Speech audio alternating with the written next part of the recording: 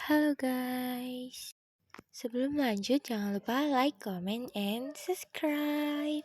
Thank you.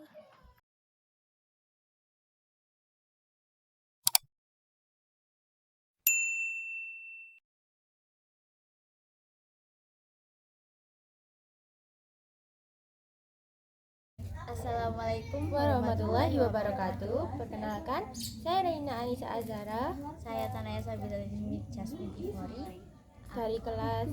sebelum IPA 3 akan mempresentasikan tentang proyek biologi kami yang berjudul Penyulingan Sederhana.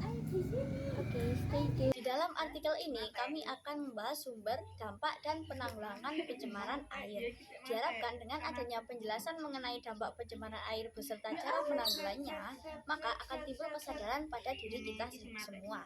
Pada akhirnya, pencemaran dapat dikurangi dan akan didapat sumber air yang aman, bersih, serta sehat untuk dikonsumsi. Pengertian pencemaran air. Pencemaran air adalah suatu perubahan keadaan di suatu tempat penampungan air seperti danau, sungai, lautan, dan air tanah akibat aktivitas manusia. Danau, sungai, lautan, dan air tanah adalah bagian penting dalam siklus kehidupan manusia dan merupakan salah satu bagian dari siklus hidrologi. Selain mengalirkan air, juga mengalirkan sedimen dan polutan. Berbagai macam fungsinya sangat membantu kehidupan manusia. Kemanfaatan terbesar danau, sungai, lautan, dan air tanah adalah untuk irigasi pertanian, bahan baku air minum, sebagai saluran pembuangan air hujan dan air limbah.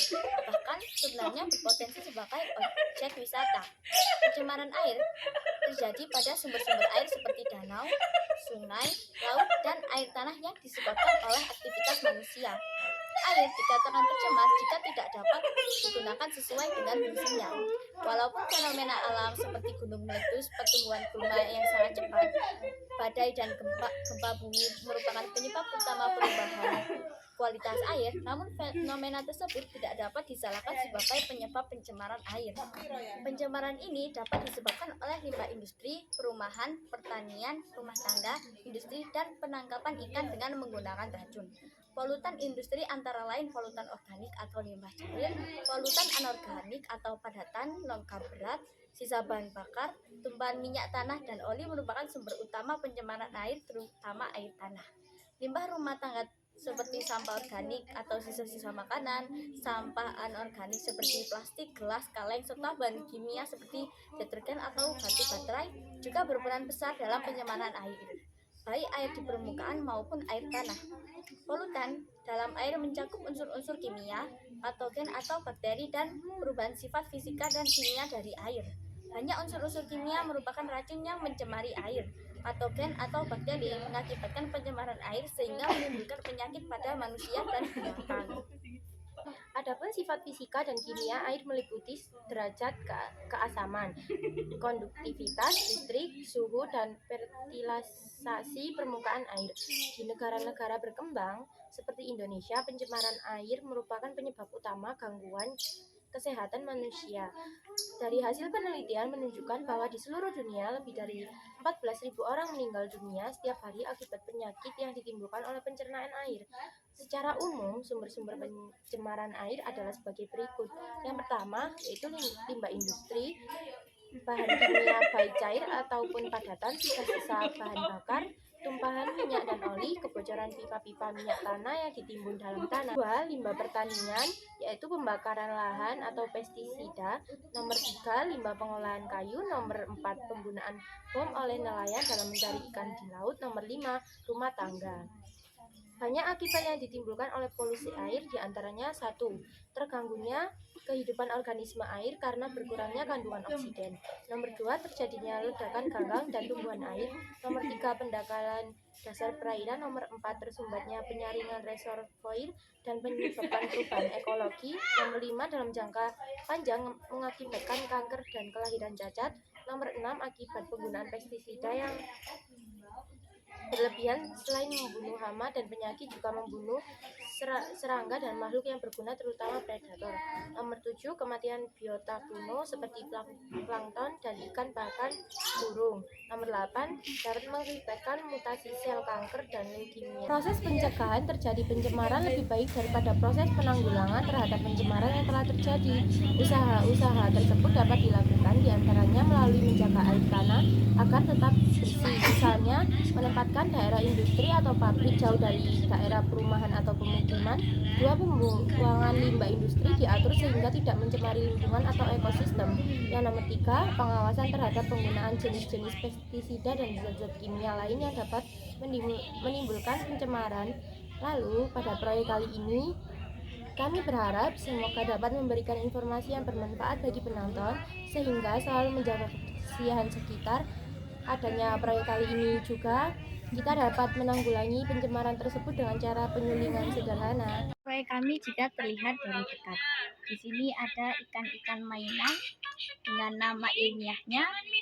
Lalu sudah terdapat air keruh yang kita anggap sebagai sungai. Caranya adalah kita membutuhkan botol yang dipotong dan tutupnya sudah dilubangi. Lalu jika sudah, kita masukkan kapas secukupnya dan kita memasukkan tisu. Lalu setelah memasukkan tisu, kita akan memasukkan pasir, batu, pasir lagi, arang, dan pasir lagi. Setelah sudah memasukkan bahan tersebut, kita masukkan tisu lagi hingga dikiranya cukup.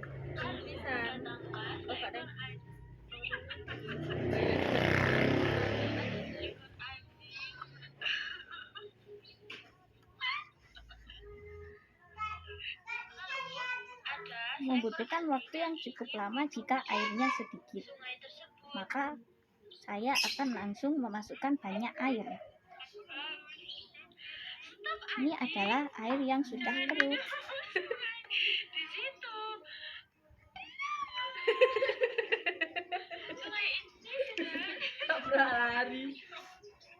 Ini adalah air yang sudah disaring. Hasilnya akan kembali jernih seperti air yang baru. Prosesnya akan lama karena kita mengeluarkannya dengan lubang yang kecil.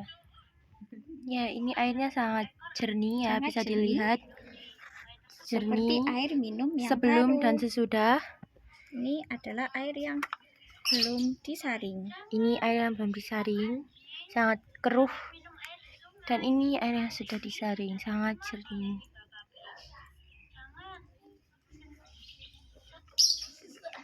Terbukti ya, no fake.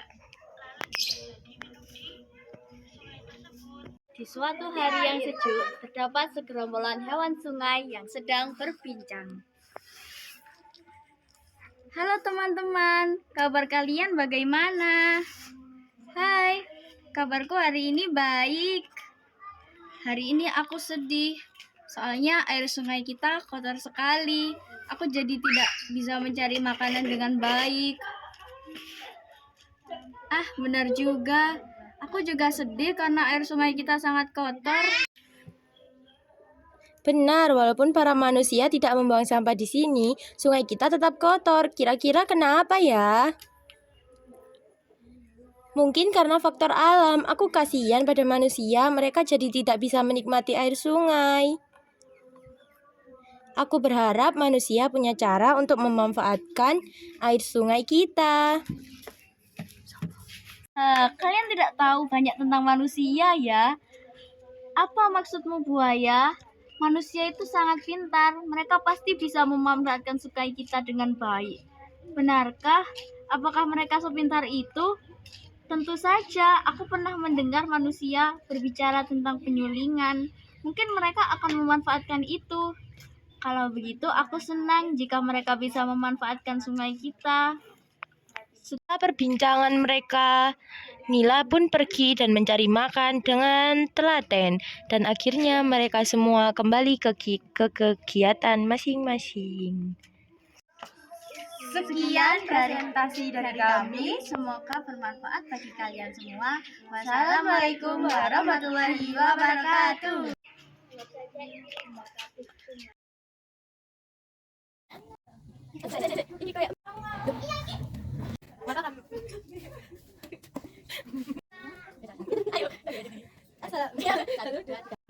Thanks for watching and jangan lupa like, comment, and subscribe. Thank you. Bye bye.